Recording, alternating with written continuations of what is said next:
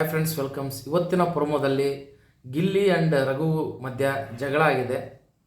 ಯಾಕಂತಂದರೆ ಅಡುಗೆ ಕಿಚನ್ದಲ್ಲಿದ್ದಾಗ ಗಿಲ್ಲಿ ರಘುನ ಕೇಳ್ತಾನೆ ಏನಾನ ಆಯ್ತು ಅಡುಗೆ ಅಂತೇಳಿ.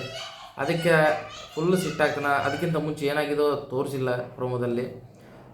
ಇತ್ತೀಚೆಗೆ ಒಂದು 4-5 ವಾರದಿಂದ ರಘು ಅವರು ಯಾಕೋ ಗಿಲ್ಲಿನ ಟಾರ್ಗೆಟ್ ಮಾಡ್ದಂಗೆ ಅನಿಸುತ್ತೆ. ಗಿಲ್ಲಿನ ಬೇಕಂತಲೇ ನಾಮಿನೇಟ್ ಮಾಡೋದು, ಕಳಪೆ ಕೊಡೋದು ಇವೆಲ್ಲ ಮಾಡ್ತಿರ್ತಾನೆ. ಸ್ಟಾರ್ಟಿಂಗ್ದಲ್ಲಿ ರಘು ಬಂದಾಗ ರಘುಗೆ ಕಂಪ್ನಿ ಕೊಟ್ಟಿದ್ದೆ ಗಿಲ್ಲಿ ರಘುನ ಒಂದು ಟ್ರೂ ಫ್ರೆಂಡ್ ಅಂತ ಹೇಳಿ ಟ್ರೀಟ್ ಮಾಡ್ತಾನೆ. ಆದರೆ ರಘು ಬೇಕಂತಲೇ ಅಶ್ವಿನ್ ಜೊತೆ ಸೇರಿಕೊಂಡು, ಇವನ ಧ್ರುವಂತ್ ಜೊತೆ ಸೇರಿಕೊಂಡು, ಕೆಲವ್ರ ಜೊತೆ ಸೇರಿಕೊಂಡು, ಗಿಲ್ಲಿಗೆ ಆಗದೆ ಇರುವಂಥವ್ರ ಜೊತೆ ಸೇರಿಕೊಂಡು ಒಂದು ಕುತಂತ್ರಿ ಥರ ಮಾತಾಡ್ತಿರ್ತಾನೆ. ಗಿಲ್ಲಿ ಕ್ಯಾರೆಕ್ಟರ್ನ ಬ್ಲೇಮ್ ಮಾಡೋಕ್ಕೆ ಟ್ರೈ ಮಾಡ್ತಿರ್ತಾನೆ. ಬಾಯಿಗೆ ಬಂದಂಗೆ ಮಾತಾಡ್ತಾನೆ ಗಿಲ್ಲಿ. ಅವನು ಬಾಯಿಗೆ ಕಂಟ್ರೋಲ್ ಇಲ್ಲ ಅಂತ ಅನ್ನೋದು ಏನಂತ ಪರಿ ಮಾತಾಡ್ತಾನೆ. ನಮಗಂತೂ ಕಾಣಿಸ್ತಿಲ್ಲ. ನಮಗೆ ಕಾಣಿಸ್ದೇ ಇರೋದು ಏನು ಅವನು ಮನ್ಯಾಗ ಮಾಡ್ತಿದ್ದಾನೋ ಗೊತ್ತಿಲ್ಲ. ಆ್ಯಕ್ಚುಲಿ ಇವ್ರಿಗೆ ಯಾರು ಕಂಪ್ನಿ ಇಲ್ದಾಗ ಇವ್ರ ಜೊತೆ ಇದ್ದಿದ್ದೆ ಗಿಲ್ಲಿ.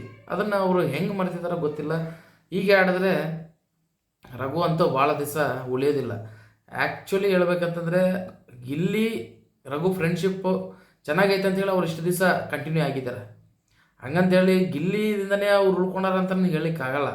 ಬಟ್ ಒಂದು ವ್ಯಕ್ತಿತ್ವ ಅನ್ನೋದು ತೋರಿಸುತ್ತೆ ಅವರು ಬಿಹೇವ್ ಮಾಡೋದ್ರ ರೀತಿಯಲ್ಲಿ. ನಾನು ಇದಕ್ಕಿಂತ ಮುಂಚೆ ಒಂದು ವಿಡಿಯೋ ಹಾಕಿದ್ದೆ. ಏನೋ ತಿಂತಿದ್ದಾಗ ಕೊಡಂತಂದರೆ ಕೊಡೋಲ್ಲ, ಅಂದರೆ ಅಷ್ಟು ಕೀಲು ಮಟ್ಟದಾಗ ಗಿಲ್ಲಿನ ನೋಡ್ತಾನೆ. ಮತ್ತು ರಘು ಹೇಳ್ತಾನೆ ಗಿಲ್ಲಿ ಎಲ್ಲರನ್ನೂ ಹೀಳಾಯಿಸಿ ಮಾತಾಡ್ತಾನೆ ಅಂಥೇಳಿ. ಹೀಳಾಯಿಸಿ ನೋಡೋದು ರಘು ಗಿಲ್ಲಿನ. ಪ್ರತಿಯೊಂದು ವಿಷಯದಲ್ಲೂ ಗಿಲ್ಲಿನ ಚೀಪಾಗಿ ನೋಡ್ಲಿಕ್ಕೆ ಟ್ರೈ ಮಾಡ್ತಾನೆ ರಘು.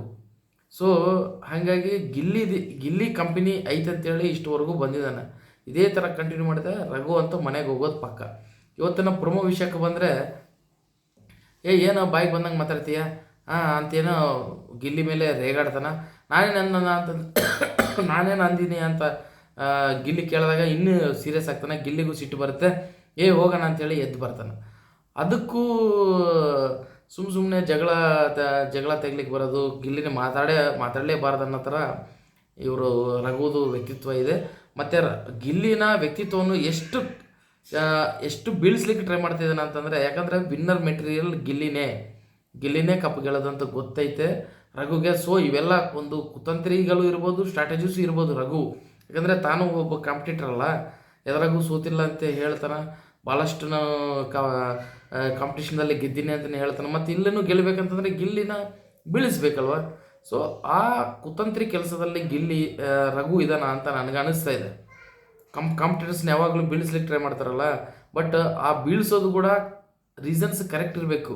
ಆ ಬೀಳಿಸ್ಲಿಕ್ಕೆ ಇವರು ಯೂಸ್ ಮಾಡಿರುವಂಥ ರೀಸನ್ಸ್ ಕರೆಕ್ಟ್ ಇರಬೇಕು. ಆವಾಗ ಅದನ್ನು ಜನರಲ್ಲಿ ತಗೊಂಡೋಗ್ಲಿಕ್ಕಾಗತ್ತೆ, ಗಿಲ್ಲಿನ ಸೋಲಿಸ್ಲಿಕ್ಕಾಗತ್ತೆ. ಅಷ್ಟೇ ಹೊರತು ಸುಮ್ಮನೆ ಗಿಲ್ಲಿ ಇಲ್ಲದಾಗ ಗಿಲ್ಲಿ ವ್ಯಕ್ತಿತ್ವದ ಬಗ್ಗೆ ಬ್ಲೇಮ್ ಮಾಡೋದು, ಗಿಲ್ಲಿ ಮೇಲೆ ಸುಮ್ಮನೆ ಅಪವಾದ ಹೊರಿಸೋದು ಅದೆಲ್ಲ ಸರಿ ಇಲ್ಲ. ಇವರು ಮನೆಗೆ ಹೋಗಲಿಕ್ಕೆ ತಮಗೆ ತಾವೇ ಒಂದು ವೇದಿಕೆ ಮಾಡ್ಕೊಂಡಂಗೆ ಆಗುತ್ತೆ ಗಿಲ್ಲಿನ ಎದುರಾಕೊಂಡ್ರೆ. ಯಾಕಂತಂದರೆ ಎಷ್ಟು ಜನರು ಗಿಲ್ಲಿನ ಎದುರಾಕೊಂಡು ಹೊರಗೆ ಹೋಗಿದಾರೋ ನೋಡಿದ್ದೀವಿ. ಕರೆಕ್ಟ್ ಇದ್ದರೆ ನೀವು ಅಲ್ಲೇ ಉಳ್ಕೊತೀರಿ. ಈಗ ಧ್ರುವಂತ್ ಗಿಲ್ಲಿ ಜೊತೆ ಜಗಳ ಮಾಡಿದ್ದಾನೆ, ಅಶ್ವಿನಿ ಜಗಳ ಮಾಡಿದ್ದಾರೆ. ಬಟ್ ಅವ್ರಿಗಂತೂ ಒಂದು ವ್ಯಕ್ತಿತ್ವ ಅನ್ನೋದೈತೆ, ತಮ್ಮದು ವ್ಯಕ್ತಿತ್ವ ಅದೇ. ಸೊ ಹಾಗಾಗಿ ಅವ್ರು ಉಳ್ಕೊಂಡಿದ್ದಾರೆ. ರಘು ಬೇಕಂತಲೇ ಬೇರೆ ವ್ಯಕ್ತಿತ್ವಕ್ಕೆ ಹೋಗಿದರೆ ಡೆಫಿನೆಟ್ಲಿ ಹೊರಗೆ ಬರೋದಂತೂ ಖಚಿತ. ಈಗ ಇವರಿದ್ದರು ಯಾರು, ಸುಧೀರ್ ಗಿಲ್ಲಿನ ಪೈಪೋಟಿ ಕೊಡ್ತಿದ್ದ, ಗಿಲ್ಲಿ ಬಗ್ಗೆ ಬ್ಲೇಮ್ ಮಾಡೋದೆಲ್ಲ ಮಾಡ್ತಿದ್ದ. ಅಲ್ಲಿವರೆಗೂ ಚೆನ್ನಾಗಿದ್ದ, ಹಾಗೆ ಮಾಡ್ಕೊತಿದ್ರು, ಇಲ್ಲಿವರೆಗೂ ಇರ್ತಿದ್ದ. ಆದರೆ ಯಾವಾಗ ಸುಧೀರ್ ಸರ್ಗೆ ಎದುರ್ಕೊಂಡು ಒಂಥರ ಒಳಗೊಳಗೆ ತಾನು ಕಮ್ಮಿ ಆಗಿಬಿಟ್ಟ ಅಂತ ಅನ್ನಿಸ್ತಾ ಆ ಟೈಮ್ದಲ್ಲಿ.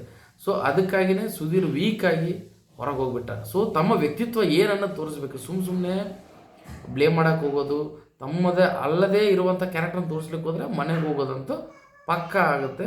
ಸೊ ಅದಕ್ಕೆ ರಘು ಅವರು ಎಚ್ಚೆತ್ಕೊಂಡು ಅವರು ತಮ್ಮ ವ್ಯಕ್ತಿತ್ವವನ್ನು, ಆಟವನ್ನು ಚೇಂಜ್ ಮಾಡಿಕೊಂಡ್ರೆ ಕಂಟಿನ್ಯೂ ಆಗ್ತಾರೆ. ಇಲ್ಲಾಂತಂದರೆ ಮನೆಗೆ ಹೋಗೋದಂತ ಖಚಿತ.